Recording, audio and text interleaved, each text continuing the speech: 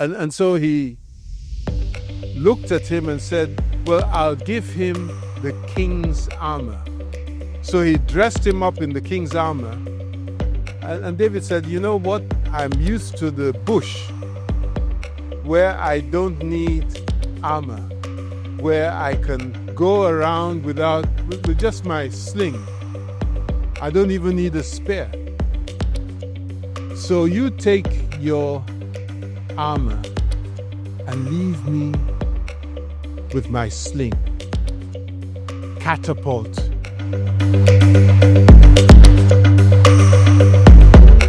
Many times we're looking for something that we already have.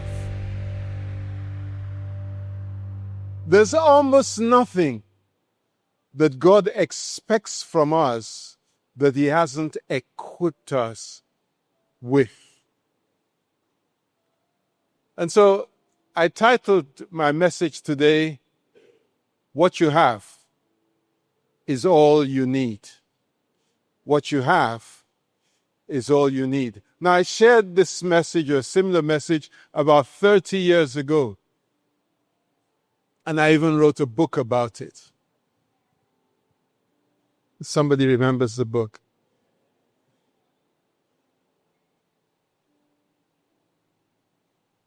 God had to ask Moses a question.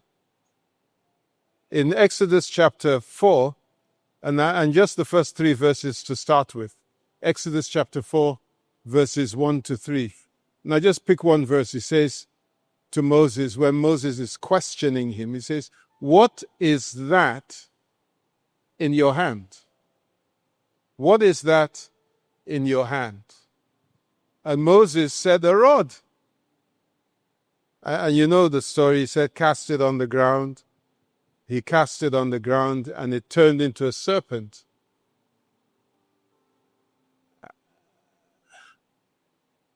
As a serpent, Moses was frightened of his rod and began to run away. But God said, go, no. Don't run. Go back and pick up this serpent by the tail. I like the story of David. God didn't have to ask David any questions. He just knew what he knew. David showed up at the battlefront, bringing sandwiches to his brothers, and there was Goliath. How could David, I think he was maybe about 17 years old, and Goliath was a seasoned, maybe in his 30s, man of war, trained in battle. How could David take on a Goliath? But David knew something. He knew that Jehovah is a covenant-keeping God. And the first thing that went to his mind is, I have a covenant with the God whose armies this man Goliath defies. How many of you know you have a covenant? How many of you know you have a covenant-keeping God? David understood, and that was why, speaking about Goliath, he said, who is this uncircumcised Philistine? He used the word uncircumcised to illustrate the fact, because circumcision was the symbol of covenant in those days. He used the word circumcised to symbolize the fact that Goliath had no covenant. And he, David, had a covenant with God. And so he said, who is this uncircumcised Philistine? Saul was convinced that even though it makes no sense to send David into battle, I mean, he'd seen Goliath and he saw David. And he himself was a man that had fought in many battles. How could you possibly send this young boy to fight a war? But you know, when you're at war, you don't think straight. Because if he had been thinking straight, he would realize that David would have been, if David was defeated, the whole of Israel was defeated. They would come and defeat them all. And so he looked at him and said, well, I'll give him the king's armor. So he dressed him up in the king's armor.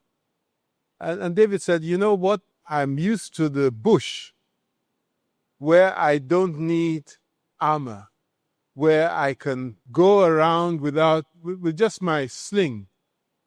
I don't even need a spear.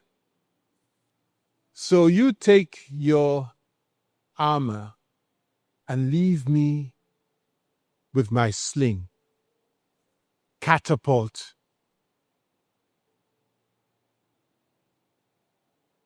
And Goliath looked at him and said, who is this that comes against me with sticks and stones?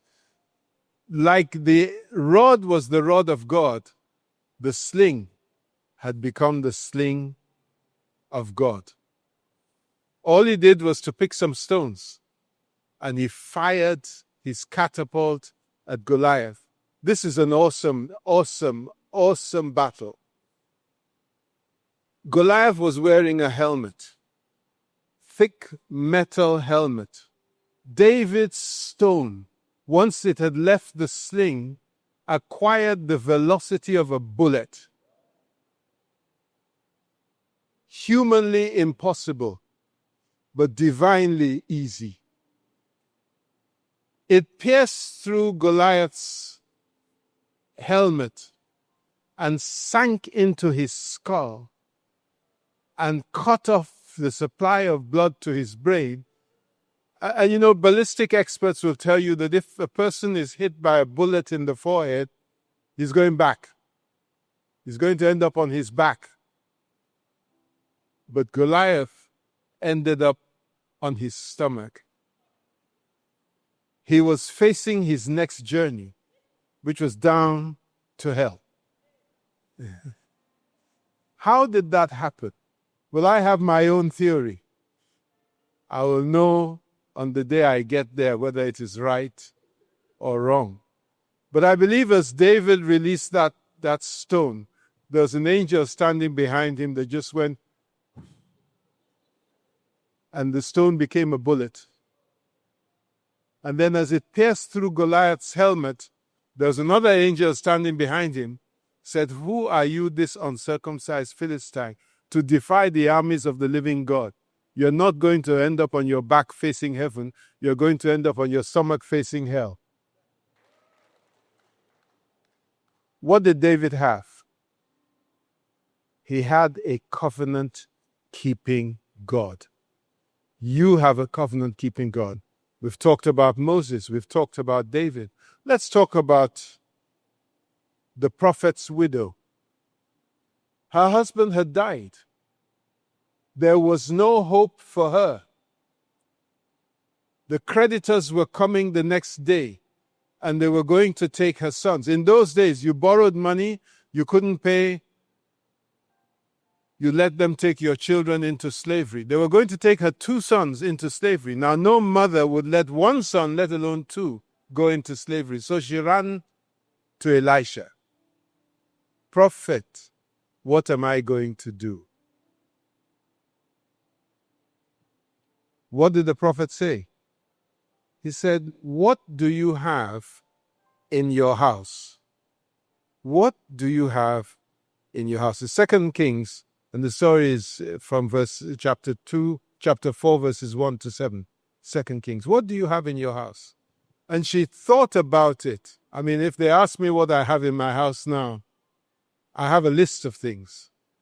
But this was a woman who was suffering from poverty. Nothing for her children to eat.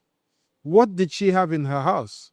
And she thought about it and said, well, there's this little jar. That little jar was precious to her. It was precious to her because it was all she had. She said, there's a little jar, just a little bit of oil left in it.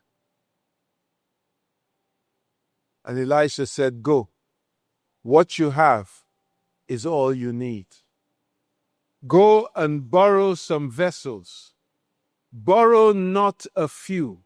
Sometimes we need to be careful when we receive instructions so that we don't borrow a few. Borrow not a few. Because if she had borrowed only a few vessels, her blessings would have been few. Amen. And then go to your house, lock yourself in. Now here's a lesson for us.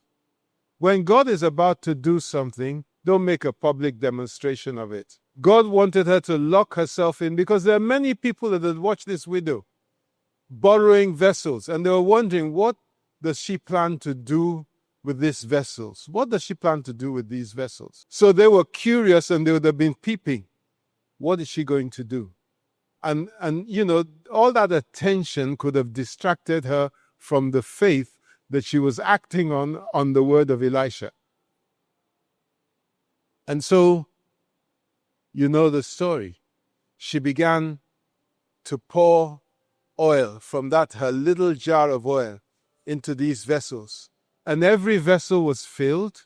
Every vessel was filled. She'd send for another one and another one and another one until she sent for one and they said, Otiton, no more vessels. Then the oil finished. Is it the story of Joseph, who God had given the gift to interpret dreams? He had a dream. They call him Joseph the Dreamer. He had a dream of his own. God showed him the interpretation. And then when the butler and baker had dreams, he interpreted their dreams for them.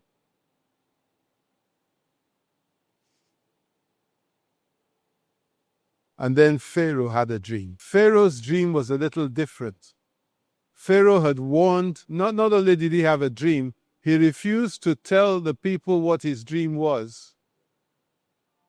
You had to know what the dream was and give the interpretation. But Joseph said to himself, I know my God. My God is able to give me the interpretation. So, King, don't even consider it a problem. I shall go pray and my God will give me the interpretation. And God did that for him. Has God given you a dream? Is there something in your hand that you've forgotten about? Is there a gift? Is there a skill? Is there a talent? Is there a resource? God will not require anything from you except that He has given you the ability to do it. All the resources, everything you need to be able to do it. I could talk about Esther. What did Esther have? Somebody. What did Esther have? Her beauty. But Esther came to that point in her life where she was ready to sacrifice her beauty for God's plan for Israel. She said, if I perish, I perish. She had a faith and an implicit trust in God. Is it Samson? Is it Jehoshaphat? What I've come to tell you this morning is stop waiting for God to do something or for God to say something. He's done it already. He's said it already. Go back and check. Let's rise up and enter our 40th year with faith, with assurance, with conviction, with confidence that God, who has begun a good thing, He is able to perfect it. I just drew a couple of worldly examples. Bill Gates was 17 years old when he started to work on computer programming. Many people say he was a dropout because he didn't finish his degree. But the truth is, as far as he was concerned, he already had what he went to university for. so he didn't need to complete it. I'm not saying leave university. He had a passion for computing. He ended up in Harvard University. He dropped out from Harvard with the consent of his parents to start the company Microsoft. Apart from Wuruwuru and Wayo and Magomago, Elon Musk would not be the richest man in the world. It was something that Bill Gates earned and worked for. Scratch that. Robert Kiyosaki, rich dad, poor dad. He had a passion for savings and investment. You know, I've been getting reports from people about real estate, and this real estate that we stand in today costs over 4 million naira per square meter. You can just imagine. The whole square is more than a square meter. Okay, the whole square. I'm standing on over 4 million naira. When we paid for it, the whole plot, I mean, I'm not a mathematician, but divide 1 acre, which is 4,000 square meters, by 13 million. What do you get per square meter? Come on, somebody, come on. You have calculators in your phones. 4,000 divided by 13 million. Or 13.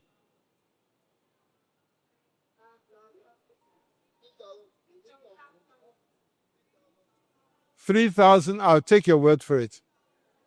3,250. So, from 3,250 to 4 million. That's the power of real estate. Oh, the purchasing power of the Naira has also plummeted in that same period. But so many of us are crying because we didn't recognize that God had given us savings in our pay packet. So we spent it. We bought the latest iPhone. Someone was telling me that the top Toyota Corolla is about 86 million today. Am I right, Demola? So a Prado is in the region of 160 million and above. Can you graduate from university and ever expect on your earnings to buy a car? There is another way.